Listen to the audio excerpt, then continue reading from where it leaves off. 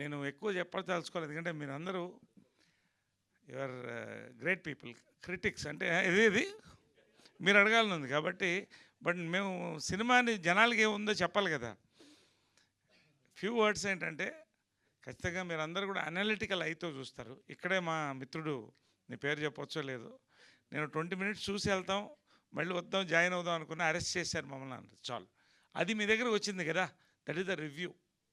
ఖచ్చితంగా ఇంకోటి చెప్తున్నాను, చాలామంది ఇది కామెడీ సినిమా, పెద్ద కామెడీ సినిమా అనుకుంటారు. ఎస్, మీరు ఊహించినటువంటి డైలాగ్ పంచెస్ కానీ కామెడీ దీంట్లో ఉంటుంది, కానీ దాంతోపాటుగా ఒక ఎమోషనల్ రోలర్ కోస్టర్ రైడ్ అనేది మిక్స్ అయినప్పుడు అది ఆ సినిమాకి నిండుదనం ఇస్తుంది. చార్లీ చాప్లిన్ నుంచి ఇప్పటి వరకు అది మళ్ళీ మళ్ళీ చెప్తుంటాను నేను.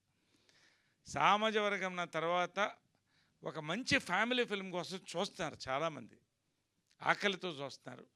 100% ఈటీవీ విన్ యాప్లో you will rock, the entire family will enjoy this film. అంతవరకు నేను చెప్పగలుగుతాను, ధైర్యంగా చెప్తున్నాను, నేను ప్రమోషన్ కోసం కాదు. 100% ఇట్ ఈజ్ ఒక ఇంటి విండో, ఇక్కడ ఒక సినిమా కారు విండోలో నుంచి ఒక ఫ్యామిలీని చూసినట్టు ఫీల్ అవుతుంది, అది మీరే చూసుంటారు. రెండోది అనురాగ్ పాలిట్ల గురించి నేను చెప్పదలుచుకోను, ఎందుకంటే every film is a directors film. తర్వాత ఎవరైనా కొన్నిటికి స్టాంప్ ఉంటుంది. శ్రీవారి ప్రేమలకు జంజాల గారి స్టాంప్ ఉంది, దీనికి అనురాగ్ పాలిట్ల స్టాంప్ ఉంది. దట్ ఈజ్ ఇట్, ఇంతకంటే నేను మాట్లాడదలుచుకోవాలా. అంకుర్ విజువల్ ఫీస్ట్ ఇచ్చాడు నిజంగా. ఇది ఇందాక రాఘమోహన్ చెప్పినట్టు నాట్ అన్ ఈజీ ఫిల్మ్. ఒక బడ్జెట్, గుడ్ బడ్జెట్ ఇచ్చారు ఇటీవల వాళ్ళు కూడా. కానీ ఈ సినిమా 5 స్టేట్స్లో ఇంత అందంగా ఇంతమంది ఆర్టిస్టులో తీసి కంఫర్ట్స్ ఇచ్చారు. ప్రొడ్యూసర్లందరికీ థ్యాంక్స్ అండి, ETV win and dream farmers, especially me brothers Sai గారు, తర్వాత నితిన్ గారు, బాపినేడు గారు, సుధీర్ గారు, వీళ్ళందరూ కూడా నా థ్యాంక్స్. ఇంతకంటే నేను చెప్పదలుచుకోవాలి. రేపు సినిమా రిలీజ్ అవుతుంది మిడ్నైట్. రేపు ప్రీమియర్స్ ఉన్నాయి, మన ఏఎన్బిలో అన్ని చోట్ల టెస్ట్ షోస్ ఉన్నాయి. సో రేపు ఆల్మోస్ట్ దాని ఇది వస్తుంది. సినిమా ఫస్ట్ టీజర్ వైరల్ అయిన దగ్గర నుంచి ఒక పెద్ద క్రేజ్ వచ్చిందండి. అసలు థియేటర్లో కూడా చూడాలనిపించేటువంటి క్రేజ్ వచ్చింది.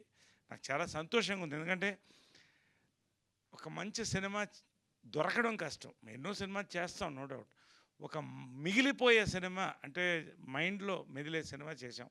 నాకు అది చాలా పెద్ద ఒక వరంగా మీకు అందరూ థ్యాంక్స్ చెప్తానండి. ఈ సినిమాలో నన్ను ఈ రోల్కి చూస్ చేసినందుకు.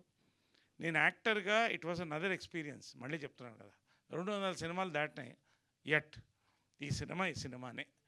ఇది నేను చెప్తున్నాను, నమ్మండి, అంతే, అంతకంటే చెప్పాలి. Thank you very much for the whole team అండి, and thanks for all of you for watching the film and enjoying. ఇక మీరు క్వశ్చన్స్ అడిగితే మీరు సమాధానం చెప్పండి. యా సార్, బిఫోర్ దట్ ఇప్పుడే నితిన్ గారు జాయిన్ అయ్యారు కాబట్టి one more picture for media. ఒక్కసారి నితిన్ గారు please join, and after this మనకి మీరు చైర్స్ వేస్తే మనం Q&A సెషన్లోకి వెళ్ళిపోదాం. ప్రియదర్శిని గారు ప్లీజ్ జాయిన్.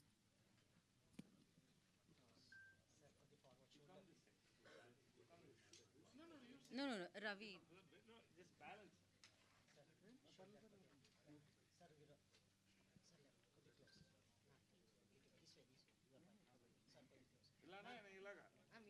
ఇలా ఉంటే బైసెప్స్ కనిపిస్తాయి.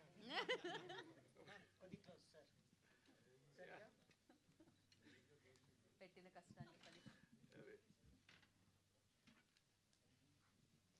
ఇలా ఉంటారు, అంతేనా? రైట్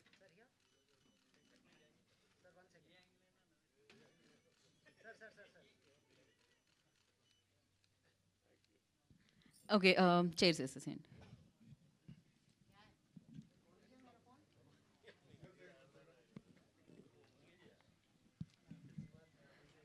సో నితిన్ గారిని, సాయి గారిని, నరేష్ గారిని, ప్రియాని, రాగ్మయూర్ని అండ్ అనురాగ్ని ఉండవలసిందిగా కోరుకుంటున్నాం స్టేజ్ మీద.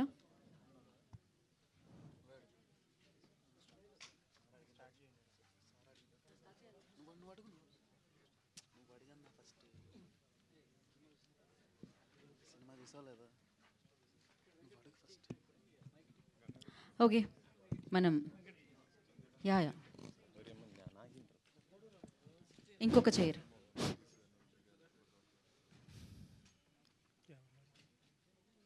మైక్స్ ఇచ్చారా అటు? ఆల్రెడీ వెంకట్ గారి దగ్గర ఉంది. ఓకే, ఇప్పుడు ప్రశ్నల యాత్ర చేద్దాం మనం. ఈటీవీ సార్ ఈటీవీ సాయి గారు. Sir yeah actually OTT platforms అంతా ఒక క్లటర్గా తయారైందండి. Sir. ఎవ్రీ జోనర్ కానీ ఏ ఫిలిమ్స్ కానీ లేకపోతే సిరీస్లు కానీ రకరకాల డంప్ చేసేస్తున్నారు. అసలు ఎంత అంటే ఓవర్వెల్మింగ్ కంటెంట్. అసలు రైట్ సార్ రోజు చూసే నాలాంటి వాళ్ళకి కూడా అసలు ఓవర్వెల్మింగ్గా ఉంటుంది అది. రైట్ సార్ బట్ ఈటీవీ ఏంటంటే ఒక హార్ట్ పెట్టి తీస్తున్నారు మీరు. Right. అన్నీ హ్యాండ్ పిక్ చేసుకుని జనరల్గా ఏంటంటే ఇలాంటి కాంటెంట్కి చాలా తక్కువ డిమాండ్ ఓటీటీ ప్లాట్ఫామ్స్లో. రైట్ సార్ బట్ ఏంటంటే చాలా పిక్కీగా వైలెన్స్ స్లీజ్ అవి ఎక్కువ సెల్ అవుతున్నాయి. బట్ ఏంటంటే హార్ట్ చేసి పెట్టి పిక్ చేస్తున్నారు సెలెక్టివ్గా irrespective of success and failures. అసలు ఈటీవీలో ఒక ఐడియా ఉంటే ఎలా పిచ్ చేయాలి, దాన్ని ఎలా ఎగ్జిక్యూట్ చేస్తున్నారు మీరు? సో 2 parts ఇక్కడ. ఫస్ట్ థింగ్ ఏంటంటే మీరు అన్నట్టు వేరే థింగ్స్ సెల్ అవుతున్నాయి, వేరే థింగ్స్ చూస్తున్నారు మేము మాట్లాడుతున్నారు. బట్ ఇలాంటి సినిమాలకు ఎప్పుడు డిమాండ్ ఉంటూనే ఉందండి. అంటే ఇప్పుడు ఎగ్జాంపుల్స్ 90s తీసాము right. So it was a different kind of film. మీరు అనుకున్న అన్ని స్టీరియో టైప్స్ని బ్రేక్ చేసింది 90s. So it was India's most liked web series. ETV విన్లో ఉంది, అది తెలుగు సిరీస్ ఉంది. ఓకే, సో సేమ్ సినిమా కేటగిరీలో వీరాంజీ వీరాత్రి ఉంటుంది ఇయర్. సో సిరీస్ అయితే 90s, సినిమా అయితే వీరాంజీ వీరాత్రి ఉంటుంది. That we are very confident of. ఇంకోటి మీరు అడిగింది మేమేం చూడట్లేదండి, సింపుల్ మీ కథలు మా కథలు మన కథలు. సో మీ దగ్గర ఐడియా ఉన్న స్టోరీ ఉన్న you just approaches with in a month will commission it bond, అంతే simple. Okay, thank you. Okay Sai garu, అంటే ఈ సినిమా చూస్తే నాకు ఒక మలయాళంది ఒక సినిమా అయితే గుర్తుకొచ్చింది, రైట్ ఫ్యాల్మీ అనేసి. రైట్ రైట్ రైట్ రైట్ ఏంటంటే అంటే యాజ్ ఇట్ ఈస్గా నాకు ఎక్కువ అదే సింక్ అయిపోయాను నేనైతే. Right, అది right, ఏంటి అంటే అది దాని రీమేక్గా చేశారా లేకపోతే ఎట్లా ప్లాట్ఫామ్ అయినా సో మార్చి? ఇది డైరెక్టర్ ఆన్సర్ చేస్తారు ఈ క్వశ్చన్ని. బట్ ఒకటే చెప్తున్నా, it was an ETV win original and it is Anurag's original. Anurag will answer it. Sir ఈ స్క్రిప్ట్ నేను 2021 ఎర్లీ 2021లోనే రిజిస్టర్ చేసుకున్నాను సార్.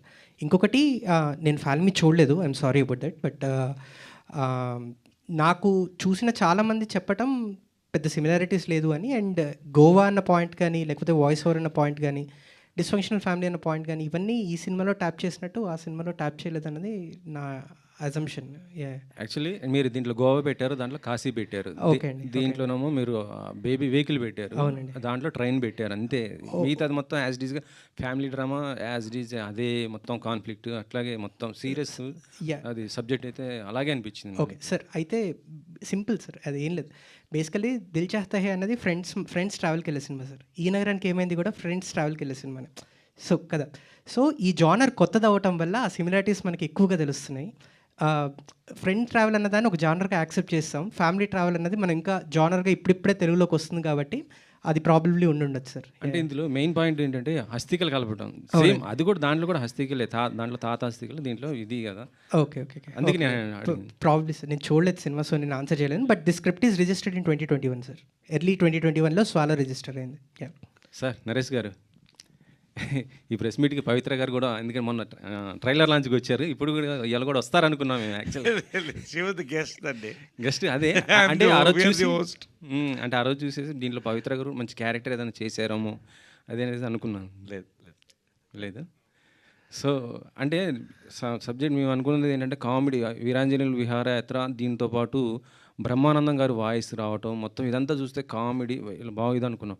కాకపోతే ఏంటంటే ఒక 15 minutes తర్వాత నుంచి సీరియస్ సబ్జెక్ట్ లాగా పోవటం, ఎమోషనల్, ఏ క్యారెక్టర్ 4 క్యారెక్టర్లు దేనికి దానికే మొత్తం ఇది కదా.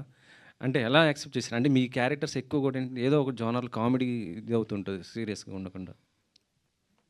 నేను ఎప్పుడు ఒక జానర్కి స్టిక్ అవ్వలేదండి.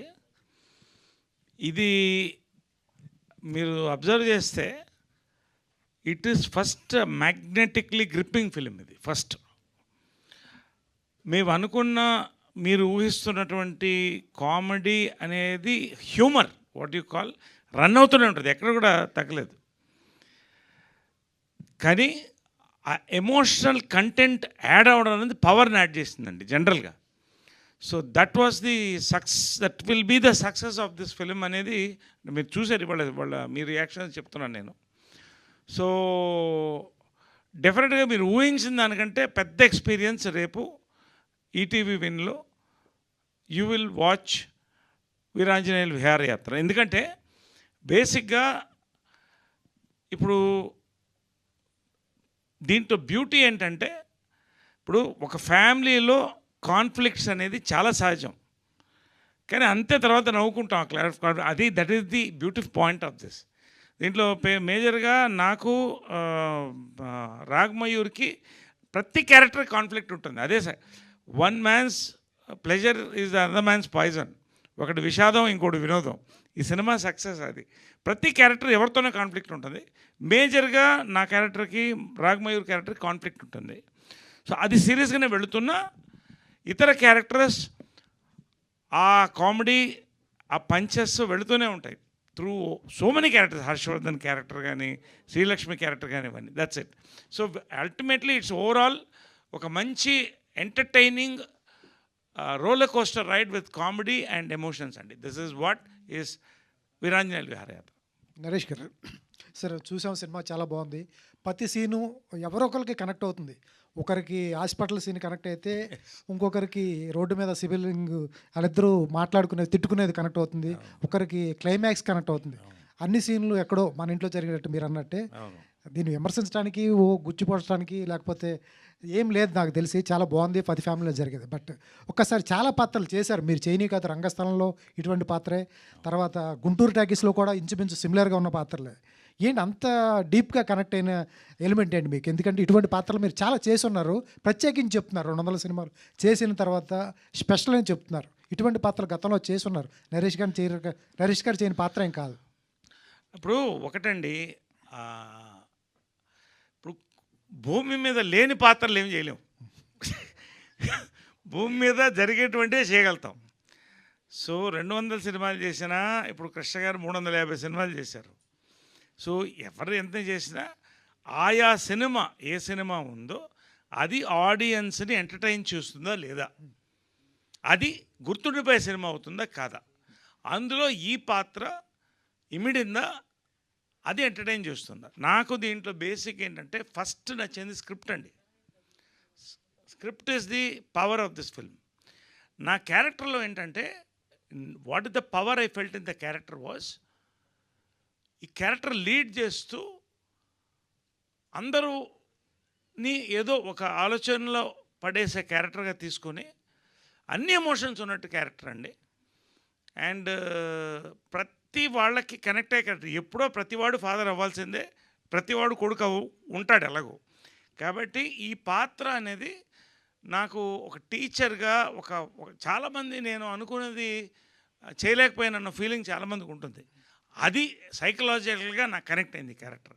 నాకు కూడా ఒక 20 సంవత్సరాలు ఉండేది, నేను అనుకున్నది చేయలేకపోతున్నాను, ఇప్పుడు చేయగలుగుతున్నాను నాకు కాన్ఫిడెన్స్. ఆ కాన్ఫిడెన్స్ని సినిమా ఇస్తుందండి. దానికి ప్రతి క్యారెక్టర్ కూడా తోడ్పడుతుంది. అంటే ఒక ఫ్యామిలీ అనేది పవర్ అండి, అది అందంగా దీంట్లో కనపడుతుంది. సో నా క్యారెక్టర్ నేను చేసిన దాంట్లో one of my best characters. Because the script is beautiful, we could give the best. ఇప్పుడు మీరు సెకండ్ హాఫ్లో ఊహిస్తే ఆ ఎమోషనల్ సీన్స్, ఇందాక మన వాళ్ళు చెప్తున్నారు, ఆ బెడ్రూమ్లో వైఫ్తో ఆ emotional scene 2 minutes almost camera అలాగే ఉంటుందండి. ఎమోషనల్గా వెళ్ళిపోద్ది. It drags you into it. క్లైమాక్స్లో టోటల్గా ఈ క్యారెక్టర్, మీరు నా క్యారెక్టర్ టోటల్గా మారి ఆల్మోస్ట్ యాక్షన్ కామెడీ ఎపిసోడ్లోకి వెళ్ళిపోతుంది ప్రతి క్యారెక్టర్ కూడా. ఇవన్నీ కూడా ఎంజాయ్డ్. స్కిడ్ అయ్యాగుతుంది వ్యాన్ మొత్తం తిప్పుకోటి. అంటే ఇవన్నీ కూడా ఒక అందంగా Anurag is taken it in a beautiful roller coaster అందంగా తీసుకెళ్ళాడు. సో ఒక మంచి సినిమాలో ఒక మంచి పాత్ర చేసినందుకు నాకు చాలా సంతోషం. అనురాగ్ గారు, సార్ సినిమా చూసిన తర్వాత నాకు ఒకటి అనిపించింది, డైరెక్టర్ ఏజ్ 50 ఉంటుందేమో, ఇన్ని ఎమోషన్స్ క్యాచ్ చేశాడు. చాలా నాకు తెలిసి అంత లేదు, మీకు 30 or 35 ఉంటుంది. ఎంత జీవితాన్ని అప్పుడే అంత చదివేశారా అనిపించింది. ఎక్కడి నుంచి పట్టుకున్నారు ఈ ఎమోషన్స్? ఎందుకంటే సిస్టర్ సెంటిమెంట్ ఉంది, తర్వాత బాయ్ ఫ్రెండ్ హస్బెండ్ ఉంది, చివరిలో మెయిన్గా క్లైమాక్స్ వచ్చేటప్పటికి ఒక రిజిస్ట్రేషన్ ఆఫీస్లో ఉంటుంది. చెప్పొచ్చు సార్ అది రిజిస్ట్రేషన్ ఆఫీస్ ఓకే అక్కడ ఆపేద్దాం సార్. అక్కడ ఆపేద్దాం.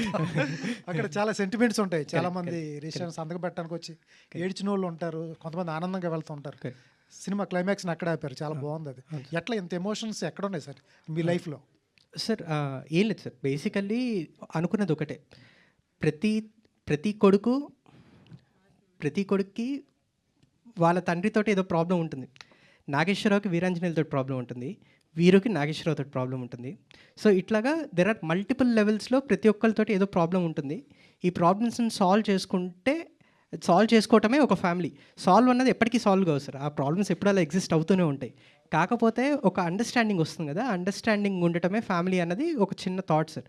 ఇది ఎక్కడి నుంచి రావాల్సిన అవసరం లేదు సార్. మన ప్రతి ఫ్యామిలీలో ఏదో ఒక టైంలో మనం గొడవలు పడతాం, తర్వాత మనమే ఇదవుతాము. సో ఆ ఎక్స్పీరియన్సెస్ నుంచి తీసుకునేది తప్పిస్తే వేరే ఇంకా నరేష్ గారు, Thank you. నరేష్ గారు, మీ పెర్ఫార్మెన్స్ చూద్దామని వచ్చాను. వీళ్ళందరూ పెర్ఫార్మెన్స్తో లాక్ చేశారు, అది ట్విస్ట్. ఏది మీ పెర్ఫార్మెన్స్ చూద్దామని మాత్రమే వచ్చాను నేను, Okay. వీళ్ళందరూ కూడా లాక్ చేశారు, అది twist. Thank you, well said so thing hello, ఏ మైక్ ఇవ్వండి.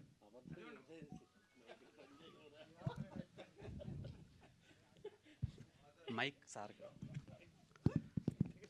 బేసిక్గా విరహయాత్రలు చేయడానికి గోవా వెళ్ళే రోజుల నుంచి విహారయాత్రలు చేయడానికి వరకు తీసుకొచ్చారు మీరు. అక్కడ నాకు చాలా హ్యాపీ అనిపించింది. అంటే ఇప్పటి వరకు గోవా అంటే ఒక ఫీల్, ఒక వైబ్ అనమాట, యూత్ బేస్డ్ సిటీ. అక్కడ only entertainments, girls etcetera etcetera అని. ఫస్ట్ టైం ఫ్యామిలీతో సహా విరహం తీసేసి విహారాగా మార్చినందుకు thank you so much. Thank you so much, thank you so much అండి. సో అండ్ ప్రియా గారు,